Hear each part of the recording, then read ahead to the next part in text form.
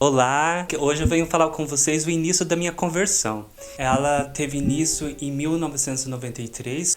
Nesse período veio um pastor do Rio de Janeiro para minha cidade e ele tinha um método muito diferente dos outros pastores.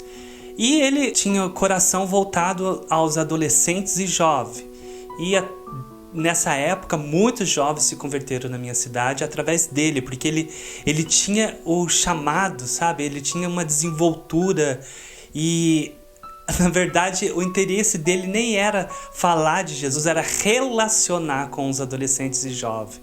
Ele começou a visitar não só a minha casa, mas o local onde eu trabalhava. Nessa época eu trabalhava num bar e toda tarde ele ia até no bar para conversar comigo. Nesse período, as minhas cicatrizes estavam latentes dentro de mim.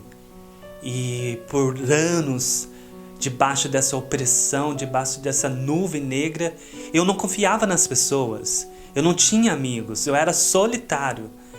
E não tinha experimentado nada da vida em si.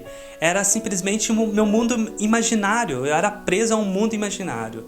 E nesse período, o pastor Roberto começou a romper essas barreiras, a destruir esses muros do meu coração, e eu comecei a confiar e comecei a ter uma vida social. Até então eu não tinha uma vida social. Ele começou a convidar eu para ir para o culto e eu comecei a ir.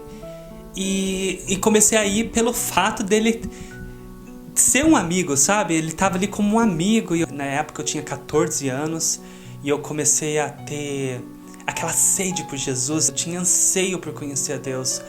Eu comecei a fazer campanhas de manhã para estar orando, buscando a Deus, buscando o Espírito Santo.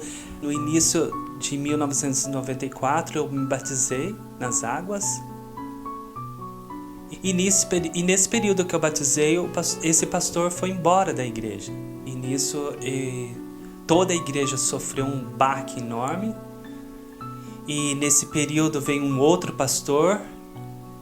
E eu já estava começando a engatinhar sozinho. E sempre eu tive o chamado de missões dentro de mim. E eu tinha um desejo enorme de ir para um seminário. Eu tinha um desejo enorme de ir para uma faculdade de teologia. Eu tinha um desejo de ir para missões, então eu queria me preparar para missões. E eu fui conversar com ele, né? Procurei ele na secretaria e fui conversar com ele. E eu lembro como se fosse hoje. Ele virou para mim e falou assim: olha, meu filho, missões é coisa de filho de pastor. Se eu fosse você, investiria no teu futuro numa faculdade, numa universidade. Isso não é para você. Eu lembro que isso foi um choque para mim.